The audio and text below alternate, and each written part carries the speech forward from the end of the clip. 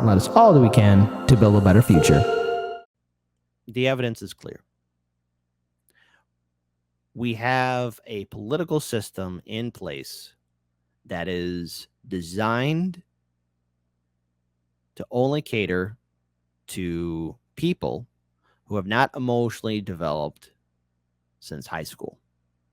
All right. We are ruled over individuals that have earned so much money that they have no idea what it means to finally step down from power.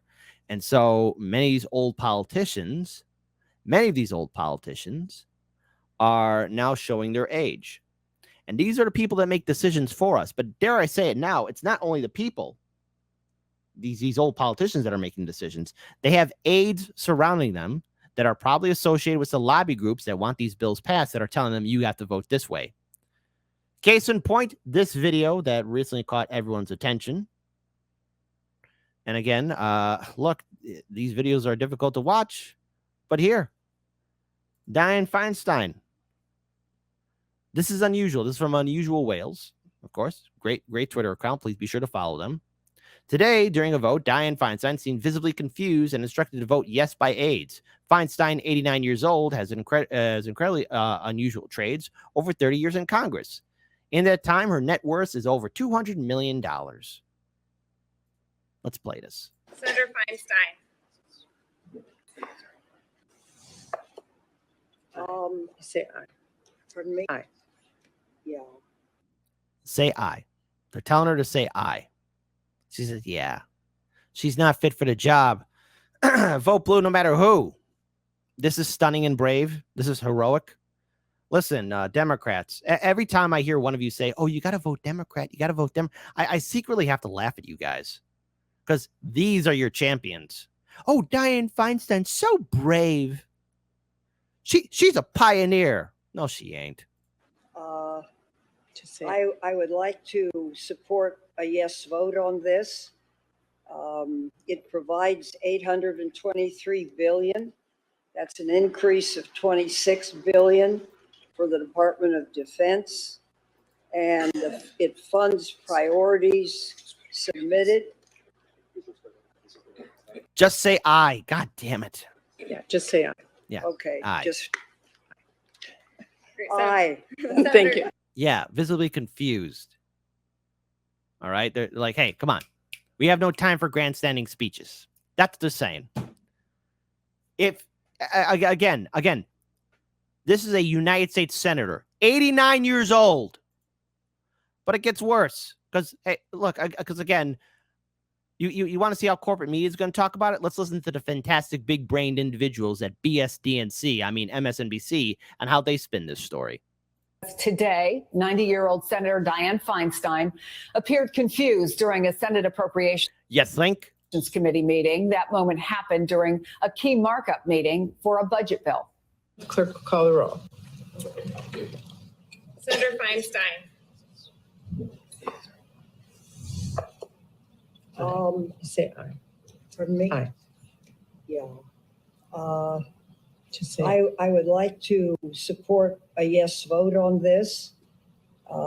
It provides $823 billion. That's an increase of $26 billion for the Department of Defense. And it funds priorities submitted. And again, playing this video, this is just so insulting. Because again, it's not only Dianne Feinstein, there are Republican and Democratic politicians that are in office right now in their early 80s, mid 80s, going on to their 90s.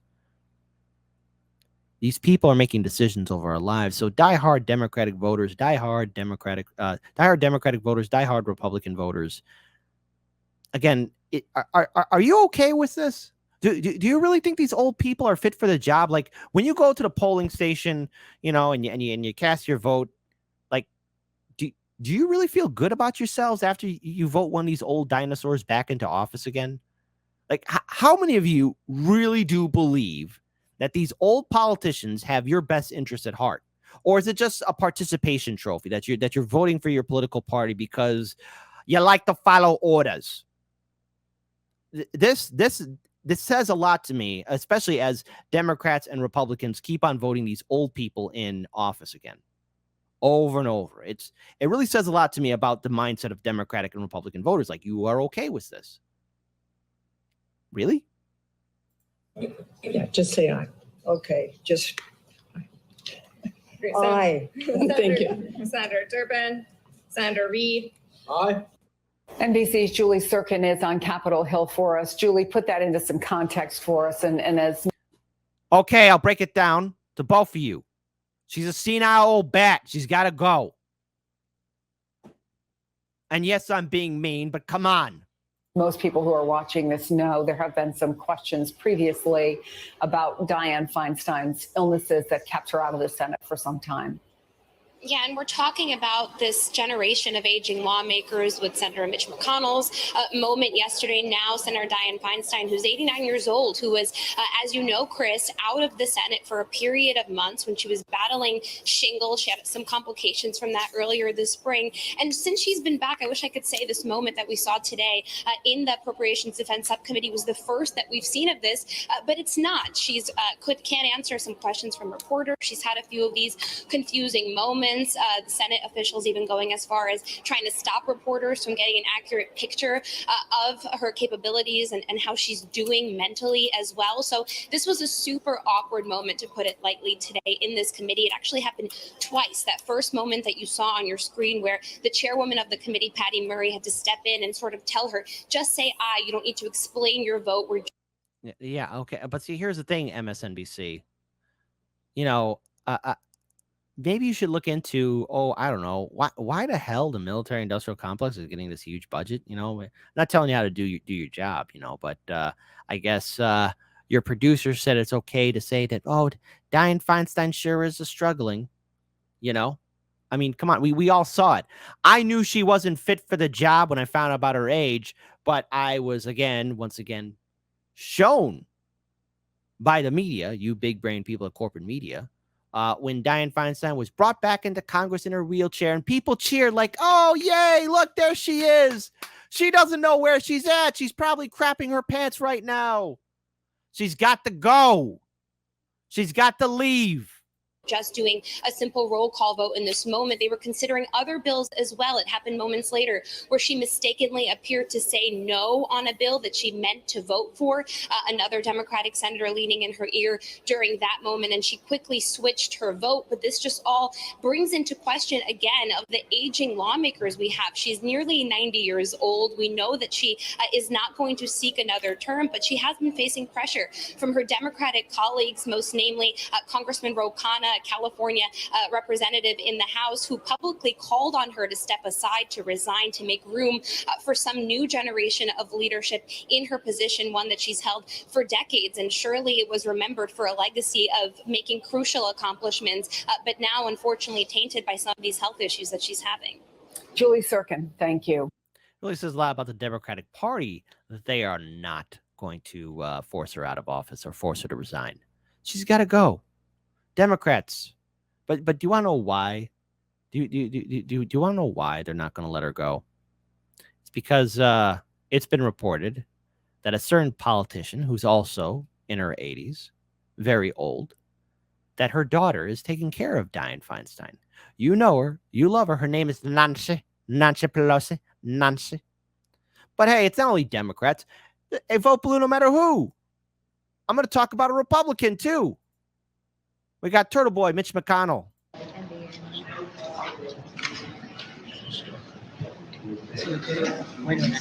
Are you good? Mitch? Hey, Mitch. Anything else you want to say? Or should I just go back to you? Do you want to say anything else to the press? McConnell's fellow senators, you heard them there checking on him, asking if he was all right. They pulled him to the side. He did eventually, though, return to the podium. Could you address what happened at the start of the press conference, and was it related to your injury from earlier this year where you suffered a concussion? Is that you find you're fully able to do your job? So this is just the latest incident this year for Leader McConnell. Sources telling CNN in February he tripped and fell in Helsinki while getting out of the car. It was a snowy day there. He was there to meet with the Finnish president. That was just days before he fell in March. That happened at D.C.'s Waldorf Astoria Hotel, where he slammed his head, suffering a concussion and breaking ribs. During a press conference in June, he had trouble hearing questions from reporters, even though the senators next to him could clearly hear. Take a look. What are your concerns as it relates to AI? Again, that blank stare. He doesn't know where he's at. He's too tired and confused. Repeat that again.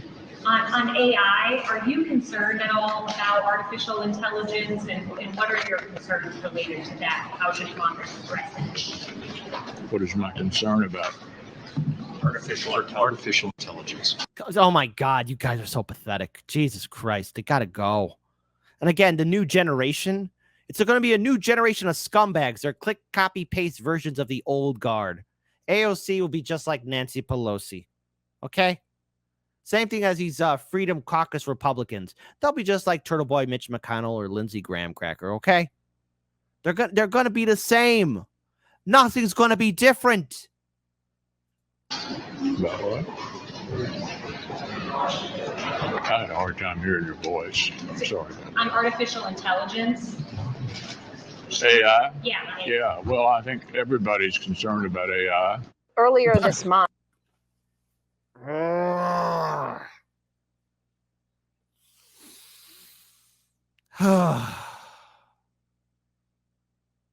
We live in a clown world.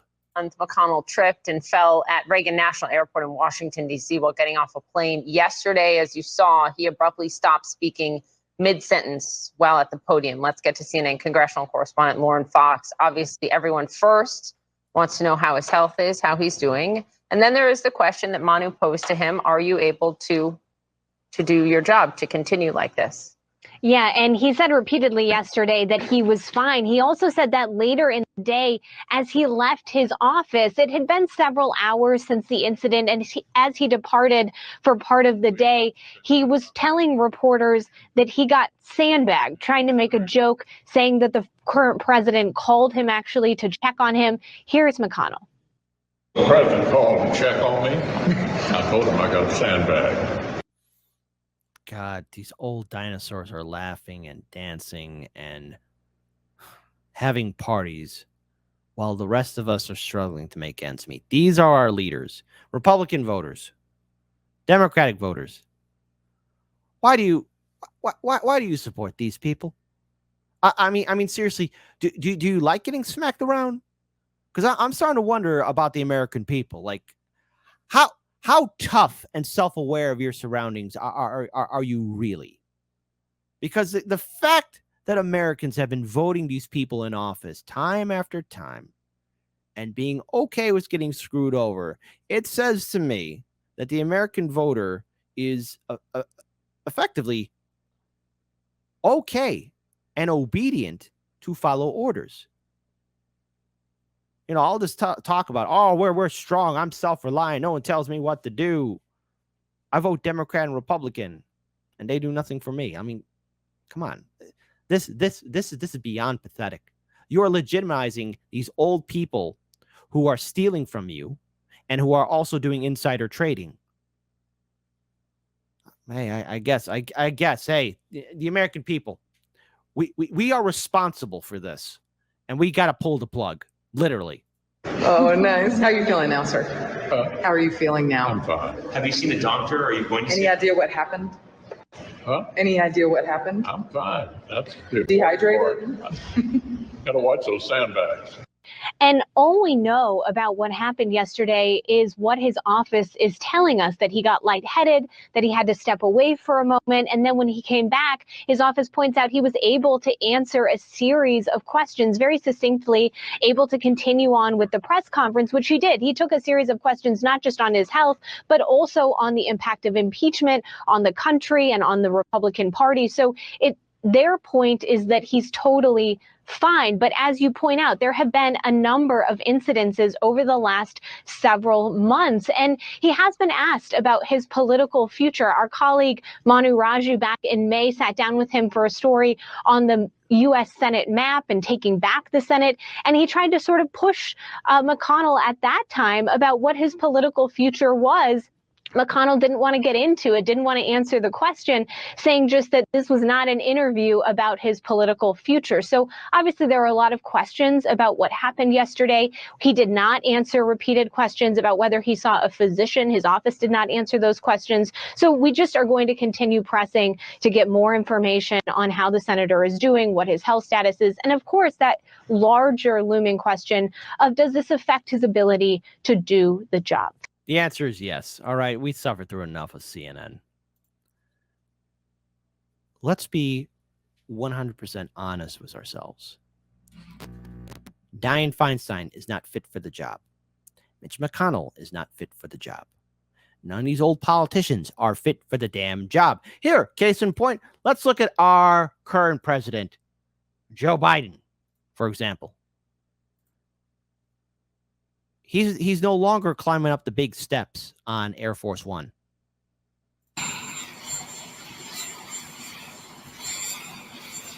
And this video is a few months old. So again, this is when he still used to climb up the big boy stairs.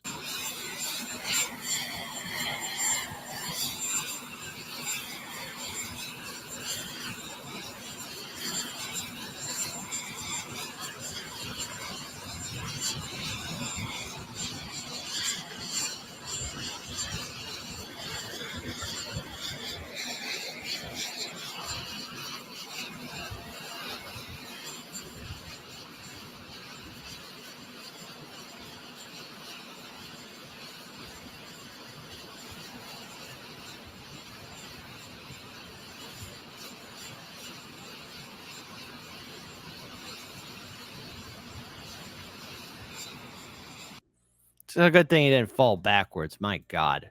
But here, you know what? I think we need a little bit of humor. So let's play this video here so that all of you can be made aware of why there must be age limits and term limits for politicians now. Now, this is going to be a swear storm, but you know what?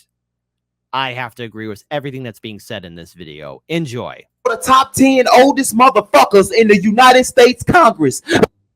Number 1, we got Danny Davis, born September the 6th, 1941. He 81. When this man was a kid, his parents could vividly remember when sliced bread hit the fucking market. Number 2, we got Jim Clyburn, July the 22nd, 1940. Next, we got Nancy Pelosi, March the 26th, 1940. Why the fuck all these people went to school together? This woman is 82 years old, just like the last fella.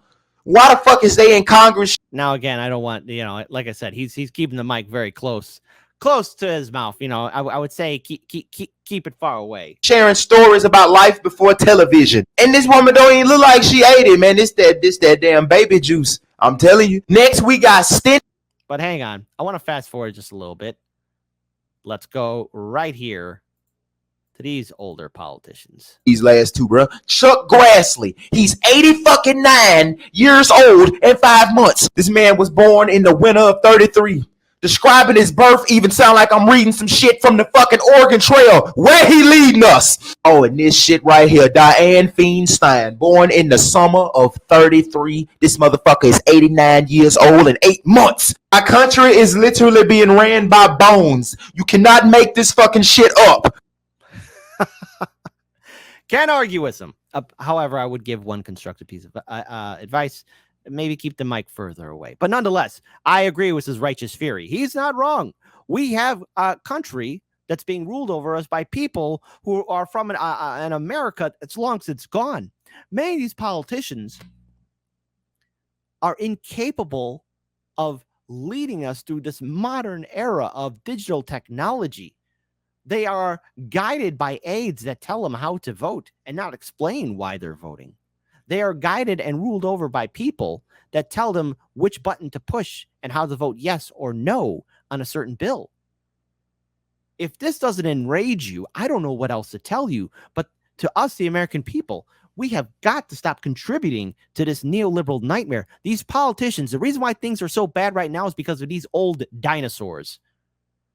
Now, it's important to end this segment, maybe, and with an interesting perspective, too.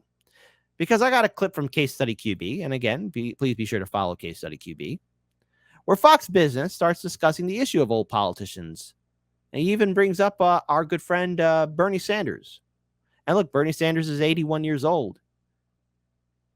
And I want to be consistent here.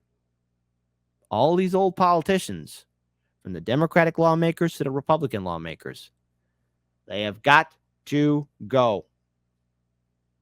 They've got to go. It was an awkward moment. Mitch McConnell, minority leader of the Senate, froze mid-sentence as he addressed the media. He stayed silent for about a half minute, clearly confused. He was then led away by his colleagues. Senator McConnell is 81. 2 weeks ago, President Biden appeared confused and unintelligible during a meeting with Israel's president. Prior to that, he had slurred his words, lost his train of thought, stumbled and tripped. The president is 80. I think we're about to see a generational shift in our political leadership. After all, politics is all about votes. The old guard needs the support of youngsters, but they're not keen on voting for 80-somethings who are not physically or mentally robust. 2024 is the last hurrah for the current generation of leaders. With the president, hard to see him holding on to the Oval Office for another 6 years. He says he wants to stay, but his party's not keen, and he's not getting the youth vote. The 90-year-old Dianne Feinstein is retiring. She simply couldn't do the job. Senator McConnell will likely face a challenge to his leadership after his freeze yesterday. Hey, one of the rare moments where I'm agreeing with Varney Frank. You know, again, Varney, you're right. Senate Budget Chair Bernie Sanders is 81. Now, there are many who wish the socialist from Vermont would retire, but his plans are uncertain. And then there's Donald Trump. He may be the exception to the rule. He's 77, shows no sign of slowing down physically or mentally, but he's not getting much of the youth vote. I sense the country wants a new generation to take political power. There's frustration that current leadership is bogged down with legal challenges and scandal, not to mention the problem of age. One thing I've learned in my 50 years in America is that America likes what's new. We do accept change, and generational change is coming very soon to our politics. Good luck, because that old guard doesn't want to give up. What can we take away from this? We got to break away from the Democratic Party and Republican Party. That's the one thing. Because the thing is that new generation of Democratic and Republican lawmakers, while they might be young, fit, and strong, they'll be the click, copy, paste version of the old guard. And that's not right. Term limits, age limits, get money out of politics. And we cannot just give our votes away to the DNC or the RNC. Break away from it.